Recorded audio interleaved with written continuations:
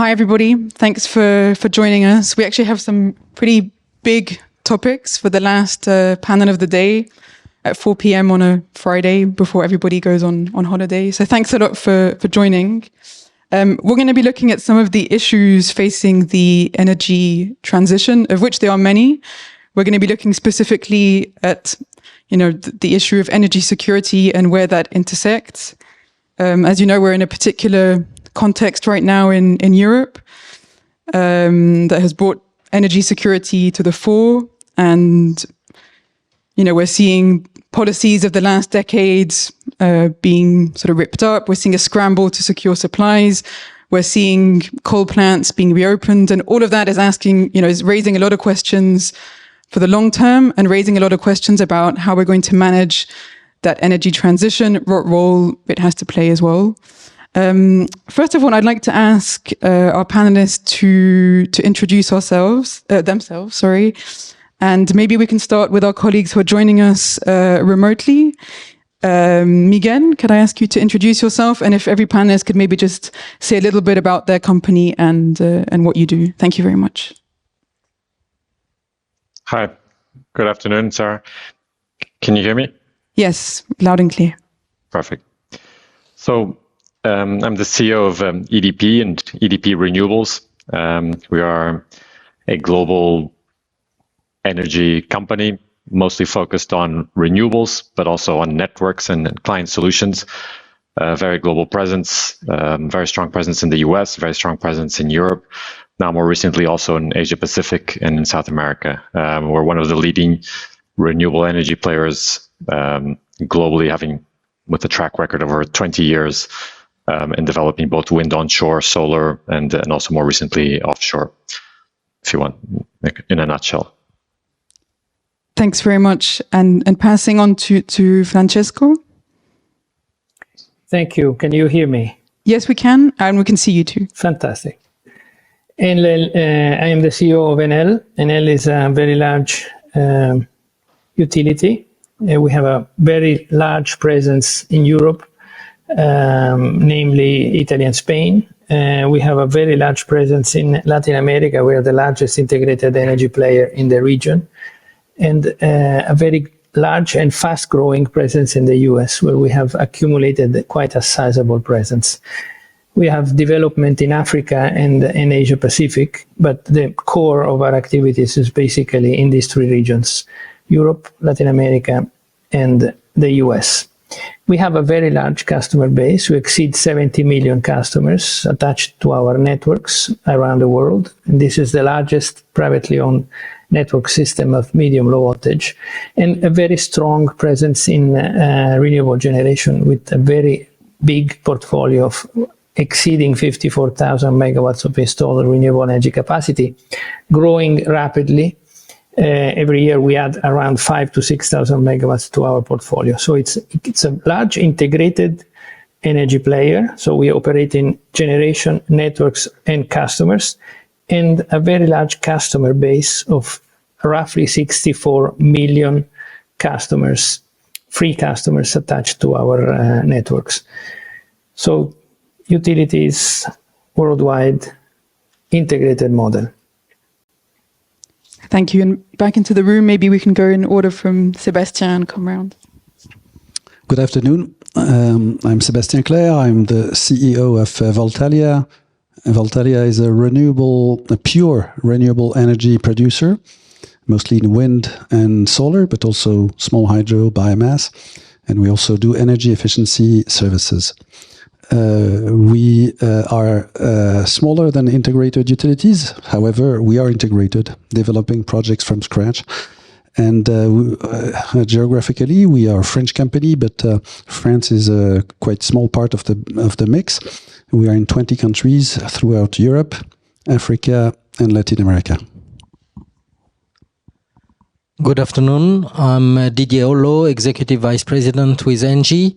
ENGIE is a large integrated energy company going from nuclear down to customer solutions. And perhaps what is more specific is that we are obviously developing a lot of renewable, like all energy companies do, But what is specific is that we are particularly strong in renewable gases, be it biogas on one side and now green hydrogen.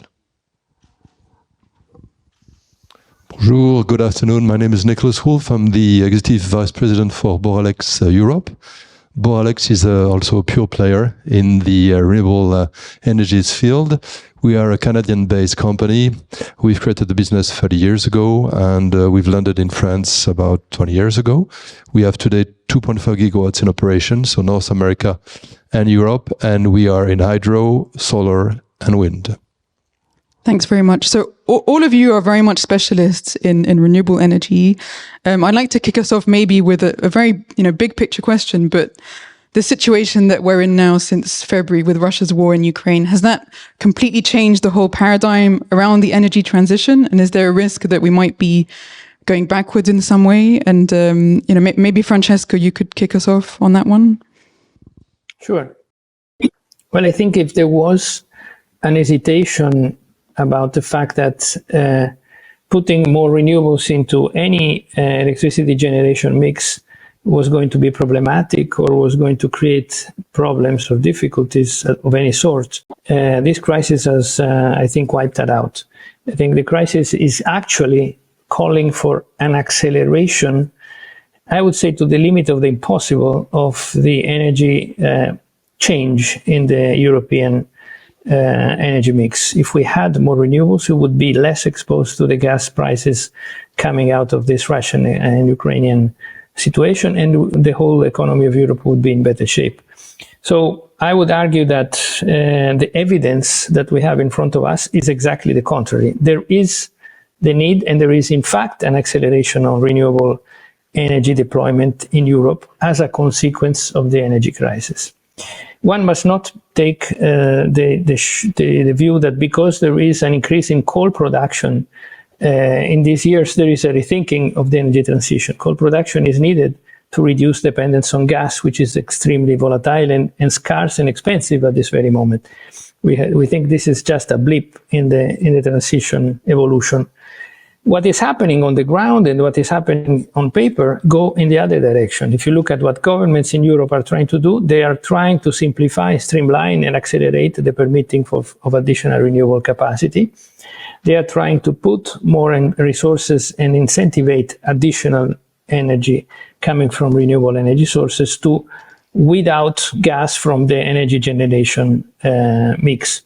And what is happening on the ground is that while this happens, Europeans are taking it in their hands. I mean, if we look at what happens in the countries where we are present, we see a trebling of the connections coming from renewable energy players at medium low voltage. So there is an incredible push of private companies and private individuals taking the energy decision to shift their own supply into generation and move themselves into a generating entity.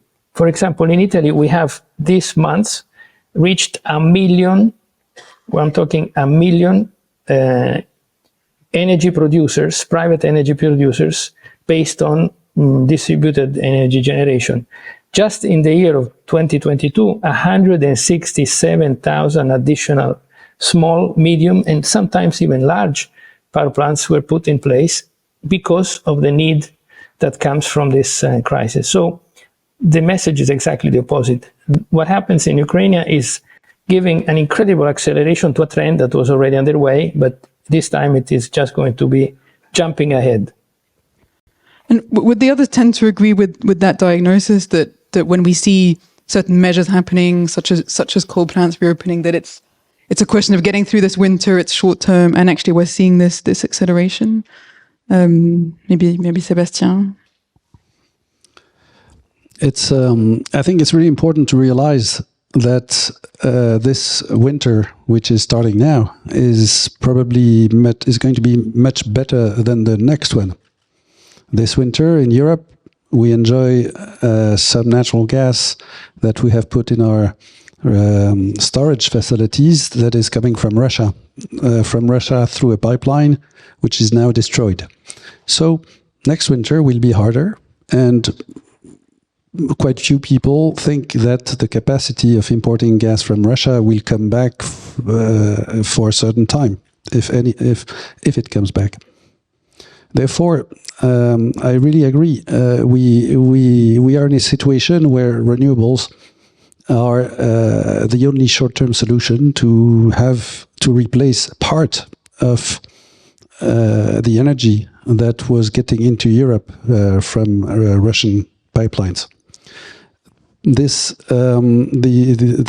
So increasing capacity from renewables is not solving completely the problem, but it's one out of two solutions to solve the problem, the other being to reduce voluntarily consumption through energy efficiency.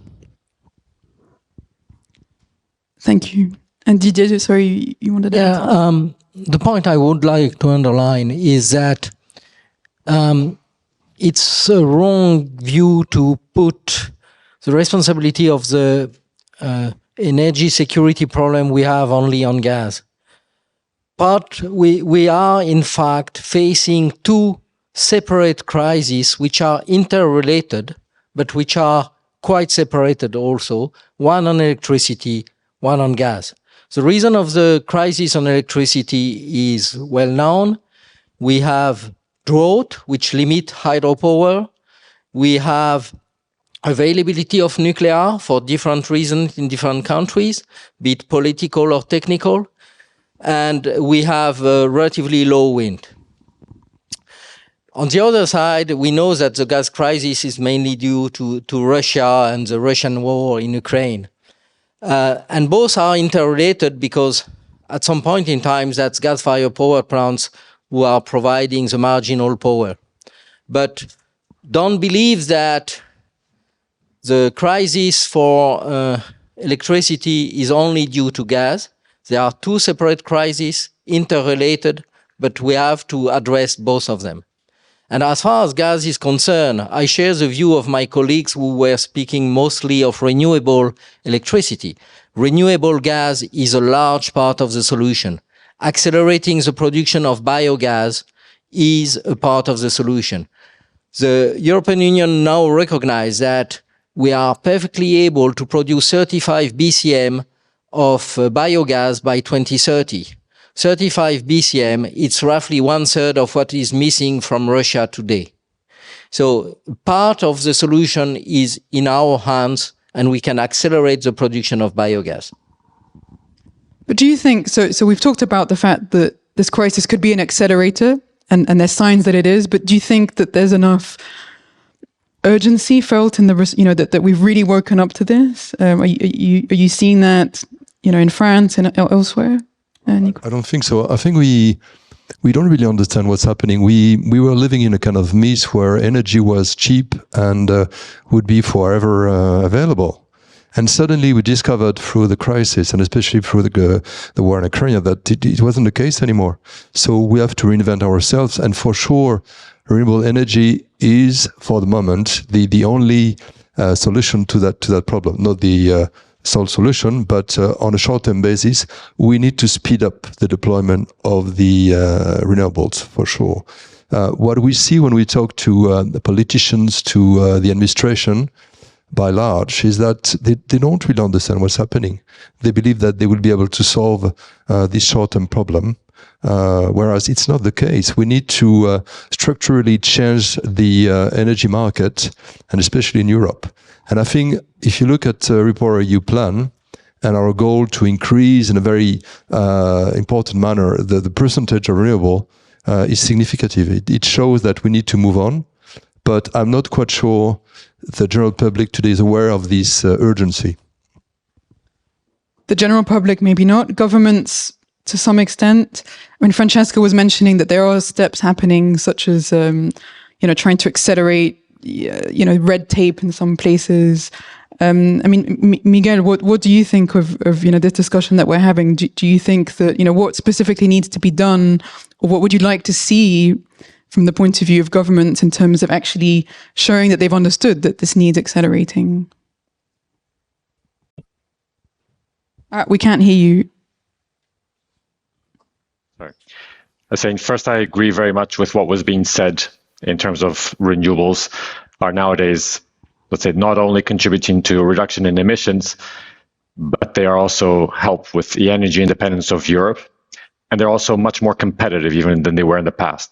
So with the massive increase in prices of gas and even coal, renewables, whether it's wind or solar, can now represent a much cheaper cost of energy on a relative basis versus the other technologies. So clearly it makes sense to accelerate and take 2 steps forward rather than a step back. So I'd say definitely I'm on that side. Now, the difficulty seems to be much more on the execution. You sort of mentioned permitting, licensing. That's really what's holding back, because we should be investing 2, 3, 4 times more than what we currently are to achieve the objectives that Europe set out for 2030. So you need to be able to actually translate these objectives to projects on the ground. And that, as I say, there's still a lot of bottlenecks in terms of licensing, permitting, getting interconnections. And that's something that really governments need to focus on very much. So to be able to solve this more structural issue on the energy mix, which some of my colleagues were also talking about. I would also just like to make a reference to, you need to give long-term predictability and stability to the regulatory environment. There's been a lot of talk now about the Inflation Reduction Act in the US. It provides, it's a very strong, powerful, consequential piece of legislation, gives 10 years of visibility on the investment there. And you see some people complaining about that. Actually, Europe should be trying to replicate something like that, at least giving that type of regulatory stability. And unfortunately, what we're seeing in Europe now is a bit of regulatory chaos, where each government goes out and does their own thing. And there's been some attempts by the European Commission to try and find, let's say, common ground between everyone. But rather than sort of everyone pulling together and having a more of an energy union to be more resilient, unfortunately, we're seeing a lot of fragmentation between the different European countries. And I don't think that's good in terms of sending the right signals to investors to really invest in the energy transition. So we need to do it. We need to be investing much faster. There are specific execution issues, but there are also, let's say, in terms of licensing and permitting, but there are also regulatory issues, which I think are going to hold back, let's say, the investments.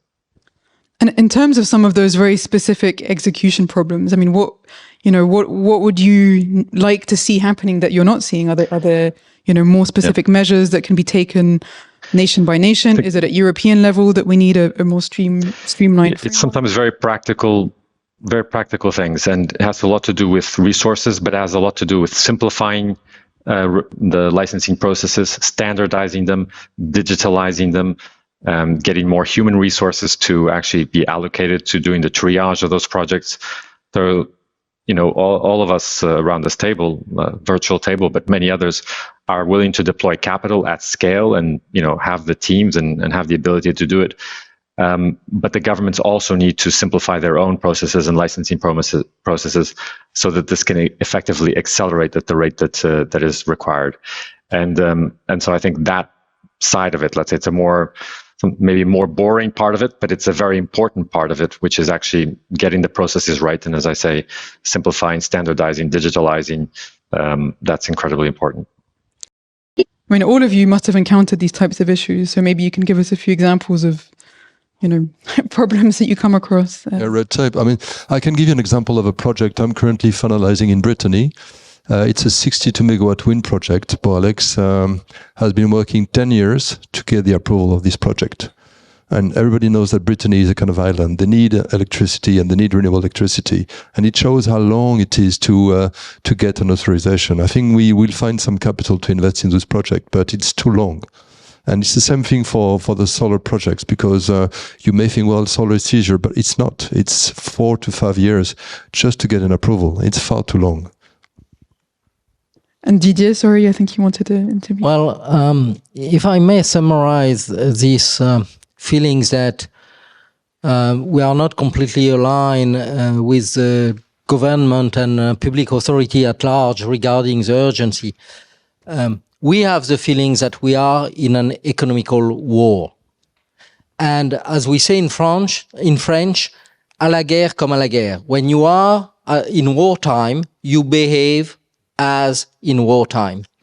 And currently we have the feeling that we are in wartime, but still very much our authorities are behaving as business as usual. You know, when you are in wartime, you don't care about competition between your own industrial companies. If you need to build Liberty ships by hundreds, you align all the shipyards and they build Liberty ships, and you don't care if there is a breach of competition rules between them, because you need this Liberty ship. Today, we need more solar panels, we need more wind farms, we need more biogas. And so we should put aside some part of the regulation in order to get them quicker. And we have the feeling that, be it at European level, at state level, at local level, we are very much still in the business as usual mode. That's the problem, I think. Can I ask Francesco on that point, you know, sitting from Italy, do you feel the same, that, you know, from where you're sitting, that there's a sense of business as usual? Well, I think that it is a common problem everywhere in the world, and permitting is indeed always a long and sometimes painful process. And I think we all agree that it can be improved, it should be improved. And by the way, Portugal is a good example. I mean, Portugal is improving much better than many other countries in Europe since we are at it. But the point is here that it is perhaps a good idea to look at what is the reaction of society to this predicament. You know, on one hand, you see permitting as we define it, that is permitting large installations, still lengthy and constrained by bureaucracy, and sometimes, I think Miguel said it right, lack of adequate resources.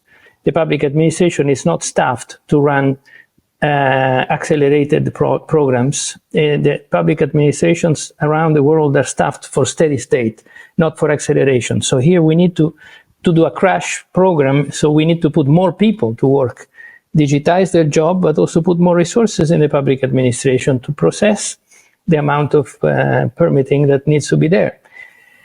The good news on the other side is that projects exist. So there is availability of resources, and there is availability of entrepreneurship and capital if you let it work. So it's not a big problem. It's not true that there is not enough renewable energy in Europe to cover this gap. It is there. So it's a question of debottlenecking that point. But what happens when this is not actually as fast as it should be? Well, it happens that things get done in another way. So, like I said before, people are taking it in their hand, and you will see, I tell you, this is going to happen everywhere in Europe.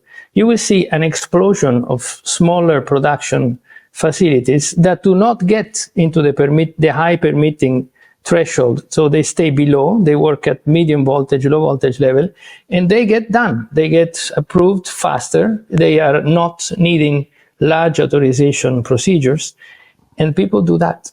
So, you know, systems have this very interesting feature that if something resists, there are other ways to reach the same goal.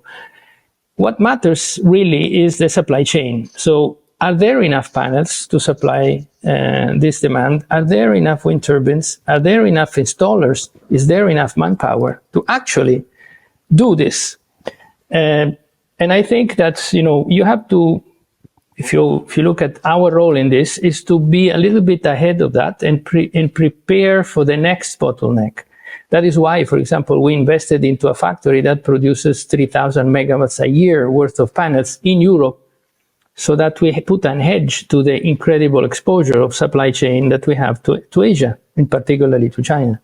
This factory is under construction, and we start producing during the third quarter of 23, and we'll go to 3,000 megawatt regime after 8 months, and it will be by far the largest factory in Europe. We are now planning a second factory of the same size in the US for exactly the same region.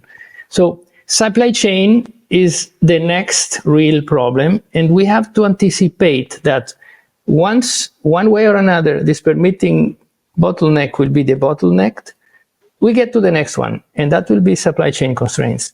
So we have to work at that, because we think governments, one way or another, maybe copying Portugal altogether, that would be a good idea, or just improving a little bit that, they will get there. I have no question, I have no doubt about it. But then the supply chain problem will come up, and we have to work at that.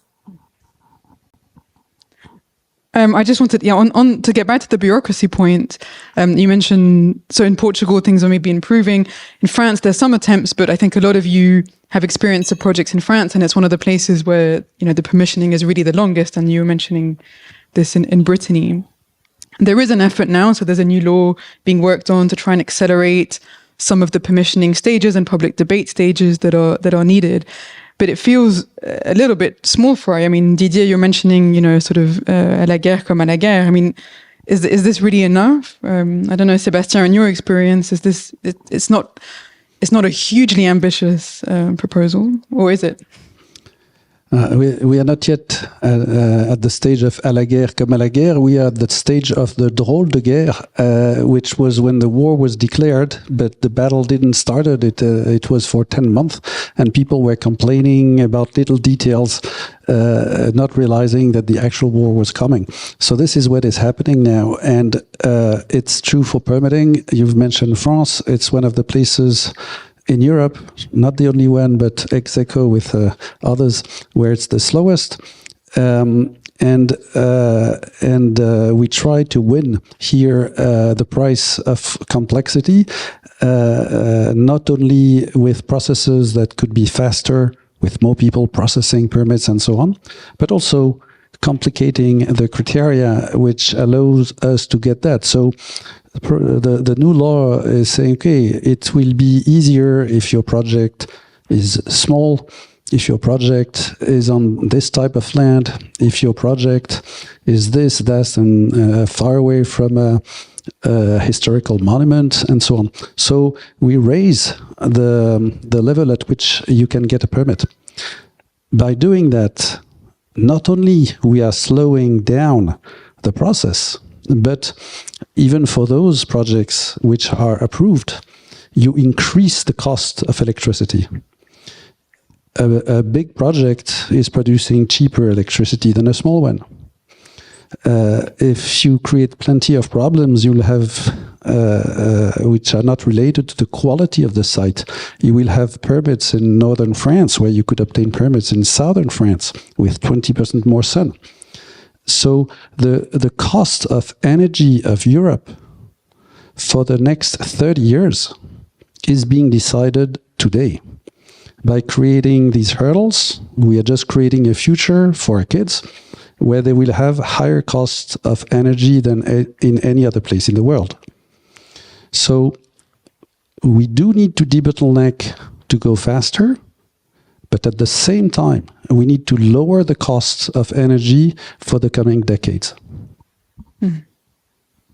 Thank you. And just to look at this a little bit from a different angle, but one thing that Miguel mentioned as well was, you have a situation where the US has just launched its Inflation Reduction Act, these really big measures. From a European point of view, I mean, should we be thinking the same way about energy and doing something similar, having some kind of by European act that also covers the way that we plan and think and incentivize investment in energy? What do you make of that? We should because this Inflation Reduction Act is supported by, I think, $370 billion US. And therefore, the plan will attract manufacturing units, will attract investments. And as international players, we have some arbitration to be done on a weekly basis. Should I put my money in Europe or in the US or in Canada? What is the most favorable places for me to invest? And I think Europe is at stake if we don't react. We've launched the REPowerEU plan, which is a good start, but we need to demonstrate factually that this can be done. So it is extremely important for us to get things moving. Yeah. I see a few of you nodding in agreement, but I mean, are you all of that opinion that this is something that Europe needs? Because the other problem that you evoked is that not everybody agrees. Every country has a different interest to defend right now on this issue. But let me give you just one example. In France recently, we had some changes in regulations with retroactive effects, which are for us a disaster as stock-listed companies. So we've organized meetings with the minister in charge, explaining why it was so delicate for us. And he said, "Oh yes, I understand, but we need that money. We need to do it in any case." And then we said, "But you know what? We're going to look at France versus other countries, maybe other countries in Europe or other countries in North America." And we make some decisions. So it's extremely risky for France to have this short-term vision, I guess. Mm. And how do others on the panel feel about this issue of kind of nationalism versus what Europe needs right now on the energy front? Well, if I may add on what Nicolas just said, what we call feed-in tariff, be it for biomethane, biogas, or be it for renewable electricity, used to be considered very expensive. And all of a sudden, with this crisis, and when you look at the energy price on the market, you realize that the feed-in tariff we have been paying for renewable electricity, renewable gas, were in fact relatively cheap compared to what we are paying today, to the point where I've read somewhere that by mid of next year, probably the wind and solar farms in France will have repaid everything which has been paid to them above the market price since the beginning of the development of renewables. So I think there are good and relatively quick ways to develop the renewable energy industry in Europe that's providing attractive feed-in tariffs. And the experience shows that feed-in tariff may look expensive in the very short term, but that when you take a medium long-term view and you take into account security of supply, well, it's a pretty good solution and it looks more affordable than paying the incredible prices we have on the market today. What about for some of you in your businesses? Are you looking more at the US now, for example, than you would have done? I mean, there's a lot of, it's a very attractive, deep market for the businesses that you're in. Miguel, in your case, for example, how are you weighing up those two things? Yeah.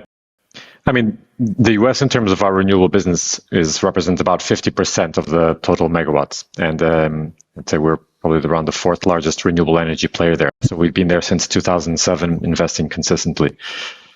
When I mentioned the Inflation Reduction Act, I think the good thing about it, as I mentioned, is that it's a 10-year plan. So I know exactly what will be the incentive schemes in not just next year, but 5 years from now, 8, 9, 10 years from now. And that type of predictability allows us to really continue to invest in developing the business there. As you mentioned, the US is a huge market, huge energy needs.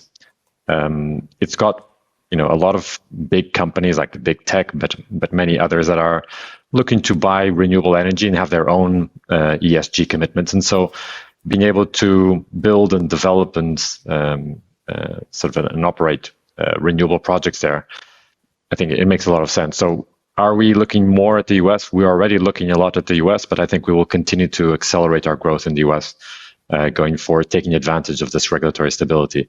And I think also someone mentioned that, versus Europe. I mean, we're obviously a very big renewable energy investor in Europe as well. But, and certainly the REPower EU sets out also ambitious objectives. But as I mentioned, I don't think it gives the same type of predictability and stability over that medium long term, which I think is important for investors. The worst thing that you can do is changing the rules halfway through the game. Having retroactive changes, implementing caps and then extraordinary taxes and all this type of issues. I mean, individually, might even agree with them, or you might not agree with them in principle, but you say, okay, that's a political decision. It's we accept it. But when you overlay all of these different measures that are going on at the different national levels, I mean, the picture it paints at the European level is not necessarily as attractive as, for example, the US. So I think clearly, what we support is that Europe should pull together. I mean, we are a European country, European-based company. We're, based out of Portugal, but already with a global presence. And, I'd love for there to be more of an energy union, more interconnection between the different countries, more resilience for the European energy market as a whole. But for that, there needs to be a lot more cooperation and a lot more work sort of to try and get this framework rather than this fragmentation that we're getting. If we don't get that, I think, investment will be diverted to other places. I mean, there isn't really a... Sarah, can I... Sorry, go ahead. Perhaps interject here, because I think I totally agree with what Miguel said on the side of the parallel between what is attractive for an investor in the US and what is attractive to an investor in Europe. And if you look at the IRA closely, it has not changed that much. The package that an investor gets, the conditions that an investor gets, it has only given more clarity on the time frame within which this package is lasting. So it has given what really investors need, that is the comfort that these conditions will stay for 10 years. We were used to have the same conditions moving 3 years, and that was a problem for the US. Yep. Nevertheless, the US is a very liquid space, and there is a lot of demand. And the nice thing about this demand is that it is a demand of long-term power purchase agreements, long-term supply contracts with private investors, with private companies and utilities. What we have in Europe is a short-term perspective. So contracts in Europe have shorter duration and a continuous variations of conditions that are the negative side of an investment approach. So what Europe needs to do is start a long-term market dimension like everywhere else in the world. This is a strange, short-sighted view of the world of energy that Europe has, and it is a big handicap. And stabilize the conditions around the investments in renewables and in other generation, I would say in general. I mean, it's not just renewables. And if that is done, then if you look at it this way, there is not such a big difference between the attractiveness of the US and the European. It's just these two factors that make the big difference. But when you look at the manufacturing, this is for power generation. When you look at manufacturing, there is a big difference. We like I said before, we have a factory in Europe and a factory in the US. And in Europe, this investment is like 600 million worth euros investment, got 188 million from the innovation funds. Okay, so it's a huge grant. We thought it was a fantastic deal. In fact, it is. But when you look at what the same plant gets under the IRA conditions in the US, it's much better. Why that? Because the US is using a fiscal lever, not grants, not upfront money, but just fiscal levers that cannot be used in Europe. We don't have a fiscal convergence in Europe, so the European Union cannot use the same tools that US can use. That is why I think you hear the Commission talking about a sovereign fund that needs to be put in place, and that means Europe must go again out in the market and raise 700-800 billions. That's what I heard. But to really start having a similar tool and have a more or less similar attractiveness than the fiscal lever that the US has. They are two different economic areas, and they have completely different tools. The important thing is that we understand what is lacking in Europe on the energy side is a long-term view of the market. So sell and buy energy at 5, 10, 15 years and stable, not changing fiscal and regulatory conditions. This is a real handicap for us. But do you think that could happen realistically? Are we ever going to, we're never going to have a situation in Europe where we're going to have a serene debate about what the European energy mix as a whole should be. But I guess we can equip, nuclear versus renewables, etc. But at least maybe we can equip ourselves with the tools for every country to do it. I don't know. What do you think that these issues that you're evoking are achievable in some way? Can Europe find those responses? Even in the US, this debate is not serene. And you remember the Trump times. Also in the US, coal versus renewables and wind is bad. Debates of this kind are totally irrational, and they belong to an animistic view of energy, which it's completely understandable if you don't know what you're talking about. So the debate is not a concern. What matters here is what tools are available for the market to finally decide where to invest. I think it's much more simple than that. We don't need to decide how much of this, how much of that. But we need to decide what are the minimum conditions for a competitive investment to be applied in Europe vis-a-vis other parts of the world. And if you look at that, it's super simple. Long-term contracting capability, and I know that the European Union is discussing exactly to put down a long-term market design in parallel to the short market one that we used to have, and some harmonization on the energy policies, fiscal policies around energy around Europe. So price caps, you name it. And I think that it's super simple. They're just these two things. To decide what is the best energy mix, I think is beside the point. If I may, add on to Francesco comments, I think corporate PPAs will certainly help us in changing this world. And I guess companies looking at competitive power units will use the corporate PPAs, renewable corporate PPAs, to fuel their companies. And when they would realize that this is a competitive factor, then they would put pressure on the administration, on the government, to get more authorization and to help us developing more projects.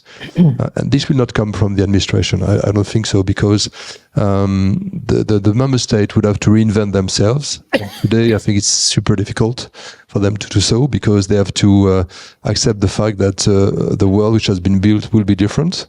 Whereas if you take a private organization, it's struggle for life. So this company will say, if I sign enough corporate PPAs, then I'll be stabilizing my price of electricity, and therefore I'm in a good shape to address the competition. So they will put a lot of pressure on the member states. And Francesco said something very right, and Nicholas, you've been repeating that the need for long-term power sales contract is essential to meet the challenge we have ahead of us. In 150 years of history of electricity, regulators always tried to create a safe environment to get the lowest possible cost of capital, and therefore the lowest cost of electricity for the end user. It used to be a monopoly, a regional monopoly, then national monopoly, then we had regulated asset bases, we had all sorts of systems. They were all sharing the same characteristic, which was to create a low-risk environment for the investors in an extremely capital-intensive industry. Today, like we've been saying, there were places in Europe, not all countries, but in a series of countries, where suddenly it was not possible anymore to create a safe environment by signing a 20-year or even longer power sales contract. Now, and this increases the risk, so it increases the cost of debt. It's reducing the amount of debt, so you need more equity. Equity is more expensive than debt, and so on. The good news, Francisco, is that I assume you, as us, we see now all corporations of Europe banging out our door, saying, the site you have, we want it for us. Don't put it in the next auctions. We signed 2 weeks ago a 350 megawatt corporate PPA with Renault Group.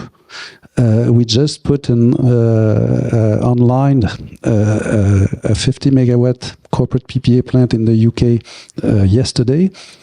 And all these people buy electricity cheaper than market because they offer us a safe environment where we can use cheap capital from the banks and we can allow ourselves to have a lower return because risk is lower. And actually bring us on to something else as well that I wanted to ask you about, because we've talked a lot about the different challenges and difficulties at government level, but at your level, at a corporate level, what can companies in this sector be doing as well to help this along? I mean, is there something from the point of view of innovation that's also going to help us respond to this urgency and accelerate things? Is there what kind of cause for optimism do we have that innovation is actually accelerating things too and can be an answer to some of these problems that we've raised? And I'd be interested, Nicolas, in hearing your view, because I know we discussed a little bit. Yes, solutions as well, not two just like things. raising problems. First of all, we can see that technologies are helping us to decrease the cost of energy. So every 2-3 years, we decrease by X% the cost of energy, meaning that we are today extremely competitive. And in today's world, this is key. And on top of that, we are also testing new applications such as floating solar solutions. Using basically a mix between a floating structure and solar panels, so that we can recycle industrial sites without having to, address the artificialization of the soil, that kind of problem. So I think technology will bring us two things: competitiveness and our added capabilities to deploy renewable in Europe. Okay. And are things evolving? Sorry, you're going to... Yeah. Technology will play a role by improving slightly the performance of wind farms, solar panels. Also with digital monitoring, we can improve the production of biogas and things like that. But we cannot expect a revolution there that will bring a brand new solution which will solve our energy problem. We have to realize that the bulk of the energy transition will be done with the existing technologies. And therefore, we should not dream of waiting for a marvelous technology which will solve all our problems. We have to work with the technology available today.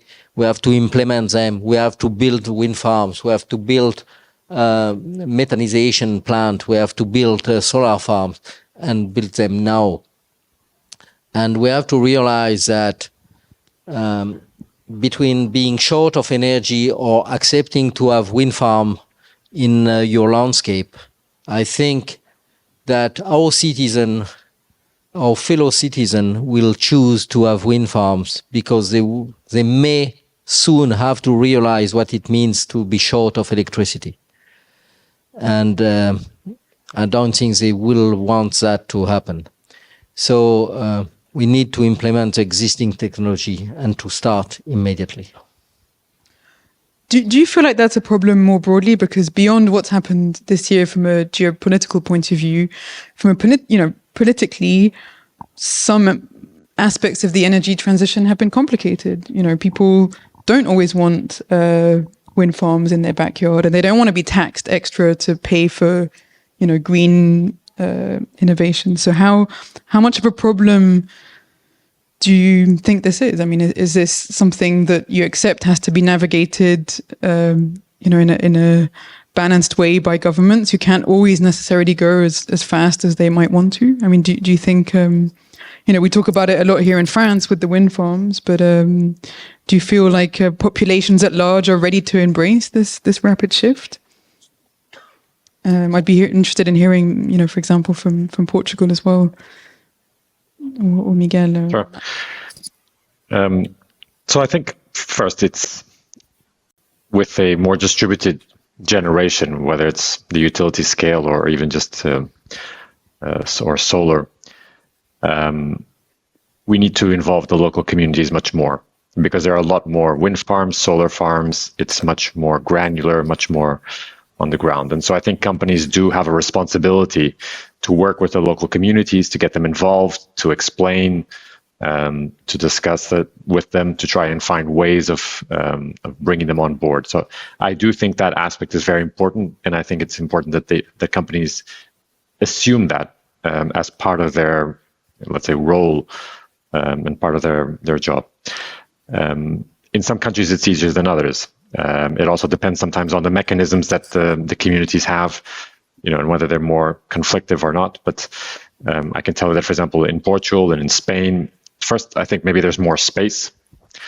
And secondly, I think there's less of a NIMBY issue than, for example, in other countries. I mean, we also have operations in France, and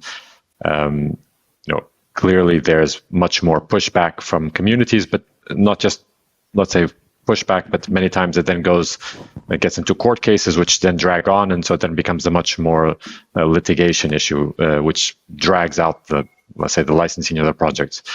So, I mean, obviously, I think we need to respect that, but as was just being mentioned, there is a trade-off that needs to be done. We can't simultaneously be at war and trying to get ourselves off Russian gas. We also need to incorporate that what is the best for society as a whole, and trying to find that balance between the individual freedoms and rights, but also, let's say, the needs of the community as a whole. And I think that balance, or there's a lot of, let's say, information which we need to do to make sure that right balance is set up. So, I mean, it's not an easy discussion to have. In some countries, it's much easier than others. But I think the companies do have a responsibility to step up as well. Just a comment, though, on innovation, which you mentioned on before, because I do have an opinion on that as well, which is we see innovation every day. I mean, even when you're installing, existing technologies, one of the good things is that those technologies are typically becoming more efficient and better. And that's what has allowed the costs to come down so much over time. So that innovation is taking place. I think it's now obviously a lot about scaling it up. There is no premium that's being paid for that, as was mentioned as well. I think certainly we are seeing that renewables is much more competitive than the other technologies in terms of from a cost perspective. So I wouldn't say that, let's say, there's an issue around cost of renewables. And on the innovation side, I think it's being done every day. It doesn't mean that there's a revolutionary new technology coming along, and we can discuss fusion or others. But I think it's a question of scaling it up, and economies of scale themselves bring a lot of innovations, which help it then to be more, let's say, more profitable for everyone. Sarah, maybe I can add something here, because I completely agree with Miguel. Innovation is actually what has made the renewables become the present and the future of electricity generation worldwide. Just innovation did it. Scale came as a result of innovation, showing competitiveness in the industry. So this is not ended. I mean, innovation is still going on pretty strong, and it's driven by advances in material science and digital. That's basically the two reasons why innovation in renewables made it. And so I think that will keep pushing.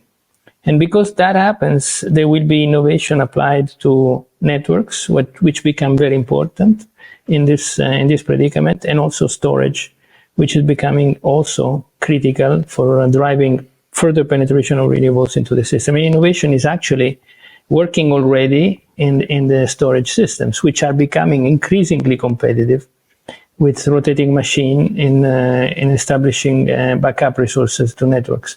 So I think this is a large front that will have probably another 10, 20 years of development before you say that this is a steady state. So we're looking at improvements on a very long time scale from the industry standpoint. And then there is maybe another comment I would like to do on this permitting story. If you look from outside, so you come out of a different planet and look at Europe, you find that it's a very strange place, where at European level, certain populations are happy to live close nuclear plants, but hate to see windmills. Others cannot stand the idea of having nuclear plants or coal plants, but prefer to see panels, and vice versa. So why then governments try to feed the wrong stuff into the wrong place? And if we had a much more unified and much more fluid and much more single European market, some of these problems would go away. You would not have to force wind farms on the countryside of France where people hate them, but you would not have to try and sell nuclear plants to Italians that voted 2 times not to have them. But it would be in Europe anyway, in the best place, yep. The stuff that people like. And I think you cannot have a fight against people. You have to adapt and try to be more, let's say, open about what you're trying to do and see whether they're convinced. If they're not, you go elsewhere. I mean, it is something that the industry has been doing all the time. You know, this is what will happen. I mean, Europe will have a diversified energy mix as a function of the diversified views that populations in Europe will have. Yeah, and that raises a lot of other questions as well. That now we're running. We're 2 minutes. We've got 2 minutes left. Nicolas, you wanted to interject? One last comment about the development. I don't think there is a problem with communities because over the past 20 years, we Boralex, we've done a lot of projects. And we often say we come as neighbors because we're going to stay with the community over the 30 coming years. So we have to do something nice so that during 30 years of operation, we have a long-lasting relationship. And I think if you involve people, if you co-build the project and you explain the benefits they would receive in accepting the solar plant or the wind plant, then things are working pretty well. The problem is in Paris. And most of the time in the capitals. This is where we need to act upon explaining what could be brought by the renewable. And it's the role of the company, of you yourself, to do that work on the ground. Indeed. And for sure, we're also using the participative investment schemes, helping the population to invest into their own wind farm or their own solar plant. And this is changing everything. We're going to have to wrap up in a second. You wanted to interject? Yeah, just to finish on a positive tone, because we are living through one of the worst crises that we will probably have in our professional life. At the other hand, we are very lucky because we have this lack of electricity at a point of time where we invented a technology which is producing the cheapest electricity ever we had in the history. So scaling, investing is the right time. So let's hope with that we will have a good future. Thanks very much. I was actually going to end on a slightly more negative question, but maybe that's... No, I was just going to ask one tiny last thing, but we mentioned very briefly the issues with supply chains coming up. If we got rid of all our other problems, if we had the go-ahead to accelerate, would you be able to accelerate as much as you really want to right now? Or is this really a big issue in terms of... Well, I may give a positive answer. Okay. You can accelerate biogas. You have no problem of supply chain on biogas. Okay. We can draw a line there, unless there's anything we haven't mentioned at all that you really wanted to make a point. No, I mean, I think generally there is a very positive outlook, I think, for the industry. There are bottlenecks, there are issues, there are problems. I mean, this is obviously that's part of our job is also to try and work through all of these things. The supply chain, I think it is an issue, but it's not again a bottleneck that cannot be resolved, as Francesco also mentioned. So all of these are solvable. We need to have a good aligned governments, the European Commission, the companies, all at the different levels, but we can work through this. I think that's why it's important conferences like this and many other conversations, because I think we're all aligned in trying to make this happen as quickly as possible and as effectively as possible. So I have no doubt we'll get there. Execution. We'd like to get there as quickly as possible. Great. Well, thank you very much. Comment. Sorry? I think I completely share this point of view. And by the way, the track record of the industry is that supply chain time to adapt to changes in demand is 2 years. So it's quite a limited amount of time. In 2 years, supply chain gets back to the level it should be. And it's clear that there is an acceleration now. And I think in a year and a half, you probably will have avoided or removed most of the supply chain constraints that we inherited from the COVID times. Thanks very much. Well, that is a positive note to finish on. So thank you very much to all the panelists here today, to all of you in the room as well. Thanks. So, thank you. Thank you.